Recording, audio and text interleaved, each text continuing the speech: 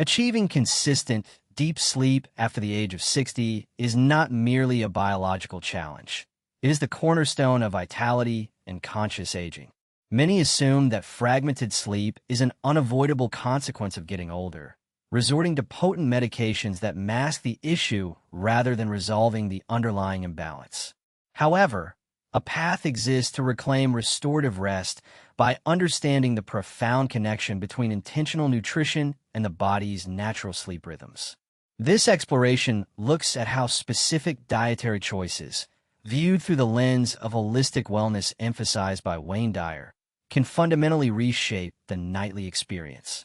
The mind-body sleep connection after 60, the transition into sleep, is often treated as a purely physical event, a switch that the body is supposed to flip automatically when tired. Yet, for many individuals over 60, the mind remains intensely active, filled with the ruminations of the day or anxieties about the future. This mental static is not separate from the body. It is a physiological state of high alert. The principles of interconnectedness, often highlighted in the work of Dyer, suggest that the state of one's mind directly manifests in the body's chemistry. A mind caught in cycles of worry or frustration actively instructs the adrenal glands to continue producing cortisol, the primary stress hormone. In the context of longevity, this chronic activation of the stress response is particularly detrimental. After 60, the body's resilience to stress diminishes, and cortisol levels can take longer to return to baseline. High evening cortisol is the direct antagonist of melatonin, the hormone that signals the brain to prepare for sleep. This creates a frustrating paradox. The individual feels exhausted, yet is chemically wide awake. The body is trapped in a sympathetic nervous system state, designed for fight or flight, when it desperately needs to shift into the parasympathetic state of rest and digest. This is where the Dyer perspective on intention becomes crucial. Sleep cannot be forced or hunted. It must be allowed. The preparation for sleep, therefore, begins long before the head hits the pillow. It involves a conscious decision to shift the internal environment from one of resistance to one of allowance. The anxieties that seem so large at night are often the same ones present during the day, amplified by the silence. Addressing this mental component is not about emptying the mind, which is an impossible task, but about changing the relationship to the thoughts that arise. The physical body, however, requires specific support to make this shift possible. If the nervous system is depleted of key nutrients, it will struggle to achieve a state of calm, regardless of mental intention. Aging itself affects nutrient absorption and utilization, making dietary strategy essential. The mind cannot easily find peace in a body that is chemically agitated. The challenge is not just to calm the thoughts, but to provide the physical resources that make calmness accessible. This is the bridge where intentional eating meets the science of sleep. A practical scenario illustrates this conflict clearly. An individual finishes their day, consumes a quick, processed meal while watching stressful news, and then moves directly to bed. They may attempt mindfulness exercises, but their blood sugar is spiking from the refined carbohydrates, and their nervous system is still processing the agitated energy of the broadcast. The body has received conflicting signals. The food and media signal daytime stress, while the darkness signals nighttime rest. The resulting fragmented sleep is not a failure of aging, but a direct consequence of inputs. The limitation of focusing solely on the mind is that it ignores the hardware. If a person is significantly deficient in minerals that govern neurological function, no amount of positive thinking alone will correct the imbalance. Conversely, focusing only on supplements or foods without addressing the underlying mental and emotional stress creates an incomplete solution. The nutrients may be present, but chronic stress can inhibit their absorption and utilization, creating a cycle of depletion. Dyer's insights often center on the power of the present moment and the ability to choose one's internal response. Applied to sleep, this means recognizing that the moments before sleep are a critical preparatory phase. The choices made during this window, what to consume, what to think, what to feel, are powerful intentions that set the stage for the night. Acknowledging this connection between mind and plate is a significant step toward lasting change. The path forward involves a dual approach. It requires addressing the mental habits that fuel the stress response while simultaneously nourishing the body with the specific compounds it needs to physically power down. This holistic view recognizes that the human organism is a single, integrated system. The mind cannot be at peace if the body is in a state of biochemical alarm, and the body cannot fully relax if the mind is perceived to be under threat. What thoughts do I allow to disrupt my peace before bed? Calming the system. The power of magnesium-rich sources to shift the body from a state of alert tension to one of calm readiness. The nervous system requires specific molecular signals. One of the most critical minerals for this process is magnesium. It functions as the body's primary relaxation mineral, a natural brake on the excitatory processes that keep the mind racing and the muscles tense. As the body ages, maintaining adequate magnesium levels becomes increasingly difficult due to changes in dietary habits, reduced gastrointestinal absorption, and increased excretion under stress. The mechanism by which magnesium promotes rest is multifaceted. Primarily, it acts as a gatekeeper for the N-methyl D-aspartate, NMDA, receptors in the brain. These receptors, when overstimulated, lead to excitatory neurotoxicity, which manifests as anxiety and restless thoughts. Magnesium effectively sits in this receptor, blocking excessive activation and preventing the nervous system from becoming overstimulated. It helps maintain a state of neurological equilibrium, making the transition to sleep smoother. Furthermore, magnesium is essential for the function of GABA receptors in the brain. GABA, or gamma-aminobutyric acid, is the body's main inhibitory neurotransmitter. It is the chemical messenger that says slow down or stop. Magnesium binds to and promotes the activity of these receptors, producing a calming effect similar to that of anti-anxiety medications, but without the associated side effects. For an individual over 60, whose natural GABA production may be declining, ensuring sufficient magnesium intake is fundamental to managing evening anxiety. From the perspective of intentional living championed by Dyer, choosing magnesium-rich foods is an act of allowing rather than forcing.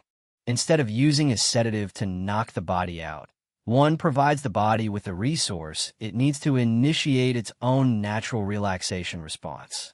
This aligns with the principle of working with the body's innate wisdom. Foods like almonds, spinach, cashews, and dark chocolate are not just calories.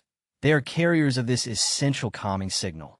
An applied scenario might involve an individual who typically struggles with restless legs or muscle cramps at night, both common signs of magnesium deficiency. Instead of arbitrary snacking, they intentionally incorporate a small handful of almonds or a warm, non-caffeinated beverage containing magnesium powder about an hour before bed. This act is not just nutritional, it is a ritual. It is a conscious signal to the body that the day is ending and the time for repair and relaxation is beginning. However, there are limitations to this approach. Magnesium is not a sedative, and its effects are cumulative rather than acute. An individual cannot compensate for a chronically deficient diet with a single serving of spinach. If the deficiency is severe, supplementation might be necessary, as it can be difficult to replete levels through diet alone, especially with compromised digestion. Moreover, the form of magnesium matters. Some forms, like magnesium oxide, are poorly absorbed and primarily function as laxatives, offering little neurological benefit. The counterexample is the person who takes a large dose of a poorly absorbed magnesium supplement and expects immediate results. When sleep does not improve, they conclude that the approach failed. The failure, however, was in the application. The goal is not to flood the system, but to consistently maintain adequate levels of a bioavailable form, such as magnesium glycinate or threonate, which readily cross the blood-brain barrier. Ultimately, magnesium addresses the physical tension that complements mental tension. It helps to quiet the body's noise, making the mental quiet easier to achieve. When the muscles are relaxed and the nervous system is not firing on all cylinders. The mind is more capable of settling. This nutritional strategy creates the physiological foundation upon which the mental and spiritual practices for peaceful sleep, such as those advocated by Dyer, can be built. But calming the muscles and nerves is only one part of the equation. The brain's own sleep-specific chemicals must also be actively supported. Where am I holding physical tension in my body right now? Stabilizing melatonin and serotonin, naturally the body's internal clock, the circadian rhythm, governs the sleep-wake cycle through a complex hormonal cascade. The two most important molecules in this daily rhythm are serotonin and melatonin. Serotonin, often called the feel-good neurotransmitter, is dominant during the day, promoting wakefulness, alertness, and a positive mood. As darkness falls, the pineal gland begins a remarkable conversion, using serotonin as the precursor to produce melatonin, the hormone of darkness that signals the onset of sleep. For individuals over 60, this finely tuned system often faces challenges. The pineal gland may produce less melatonin with age, and the conversion process can become less efficient. Furthermore, the body needs the raw material to make these neurotransmitters in the first place, the essential amino acid tryptophan. Tryptophan cannot be produced by the body. It must be consumed through diet. Without adequate tryptophan, the body cannot manufacture sufficient serotonin, leading to lower mood during the day and, consequently, insufficient melatonin at night. This is the midpoint payoff, the central insight. Sleep quality is not just about sedation, but about timing and mood. Wayne Dyer often spoke of aligning with the natural flow of the universe. This concept applies directly to the circadian rhythm. One cannot force sleep against the body's innate hormonal flow. The choice to consume foods that support this natural cycle is an act of aligning the internal environment with the external rhythm of day and night. This is an application of Dyer's focus on intention, aligning a physical act, eating, with a natural principle, the circadian rhythm. Foods rich in tryptophan provide the building blocks. These include poultry, nuts, and seeds. However, simply eating tryptophan is not enough. For it to cross the blood-brain barrier effectively, it is best consumed with a small amount of healthy carbohydrates. This carbohydrate intake triggers a small insulin release, which shunts other competing amino acids into the muscles, allowing tryptophan preferential access to the brain, where it can be converted to serotonin. A more direct approach involves consuming foods that contain natural melatonin.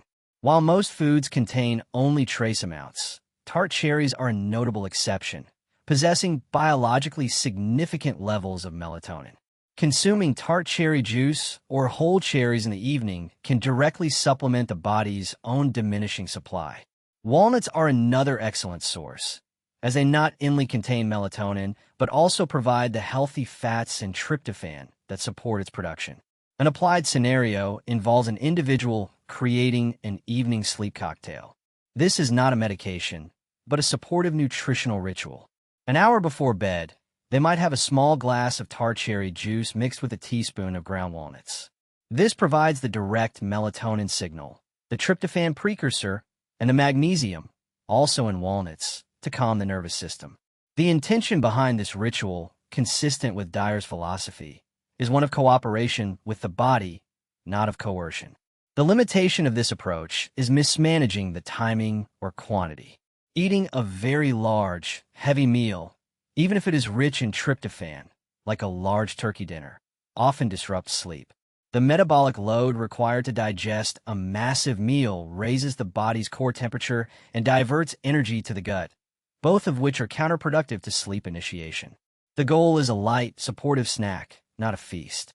Furthermore, for those on medications like SSRIs, which already manipulate serotonin, dietary changes should be approached with awareness.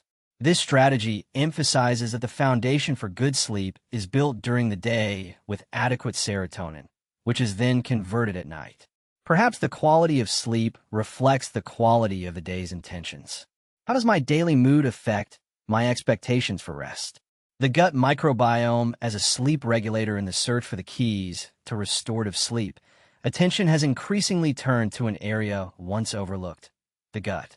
The human gastrointestinal tract is home to trillions of microorganisms, collectively known as the gut microbiome.